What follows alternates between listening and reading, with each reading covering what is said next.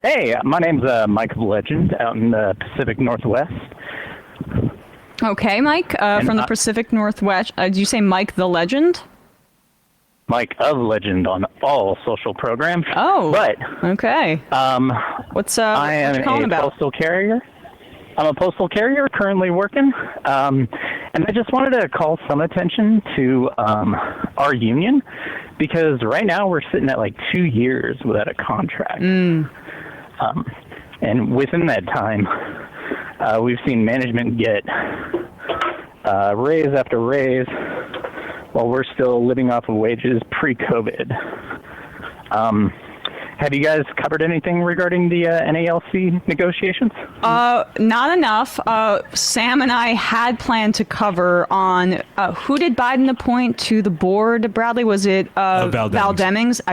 Val Demings to the board, who's been critical of Louis DeJoy. We had meant to get to it, but with all this election stuff, it's so hard to keep track. But back in May, we spoke to Tyler Vassar of the NALC about the mail carrier situation, but that was a few months ago. Yes, so need to have an update on that. But I mean, is it the understanding of you and your union that DeJoy is a major obstacle to a fair contract?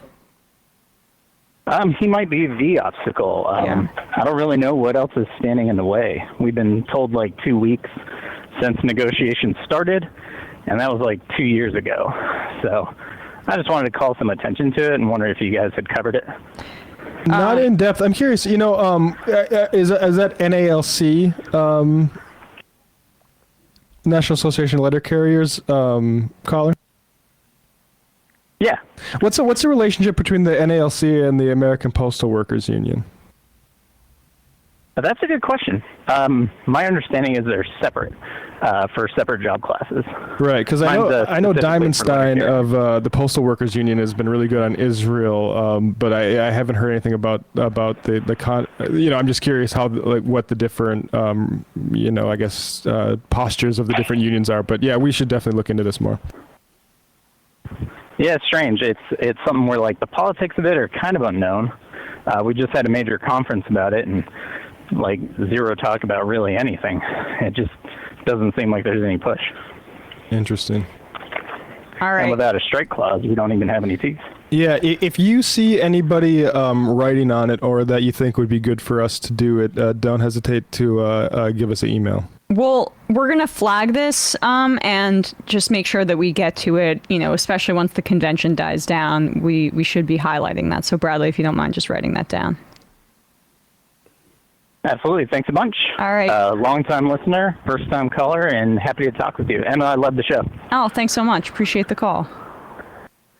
I also love the show, Emma, in case you hadn't noticed. Oh, thank you, Brandon. I watch when I'm not on, Really? Sometimes I'm late because I'm watching. I'm like, oh, wait, there's a delay.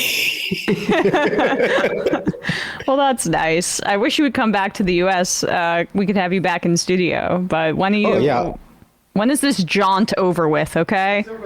Come back here for wings and Come football. back home. Yeah. America needs it. I do like wings. I'm not gonna admit I don't watch football. I only watch mixed martial arts. And I guess power slap.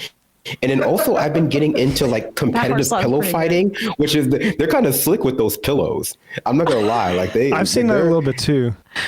What's competitive pillow fighting? Well, what do you think it is? I mean, do they use regulation pillows?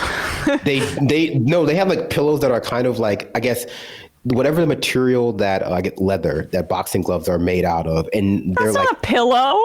They're like on their their wrist by straps, and they just go at each other with it. But there's a lot of like spins. They're very agile.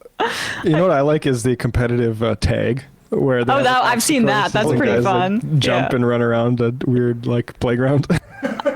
I was telling Matt about this too. I was watching this fight league out of I think Brazil, where like they put like one person up against multiple people, and like this one Brazilian guy beat up like 3 like regular people. It's like one mixed martial artist versus like 3. I saw it was one big guy versus like 4 women. Where are all the where's J.K. Rowling on that? There, men beating up women in competitive. What'd you say? And as long as they're all cisgender, she's cool with it. Oh yeah. That's true. That's true. She's not tweeted. She's had to delete some old tweets after that litigation started.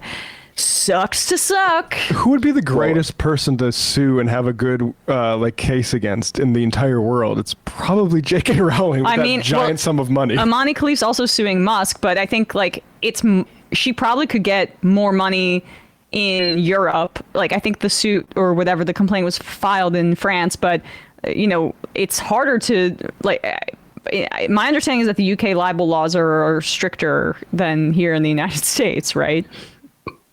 Too strict, but J.K. Rowling has also said that she's willing to go to jail for up to 2 years for her freedom of speech. So I'm willing to let her. But what if there's a trans woman in that jail? Isn't that the number one fear that she's talked about? Yes. Wow, she's really brave. Well, she should, at least as long as she gets away from that mold, I think that it's a net positive.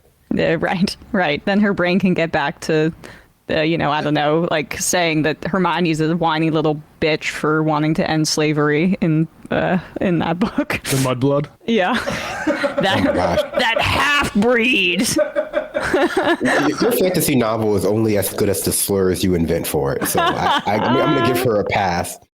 Hey, folks, don't forget to hit the subscribe button and check out our daily show. We do it every day at 12 p.m. Eastern for about 2.5 hours. We even take phone calls. You should check that out.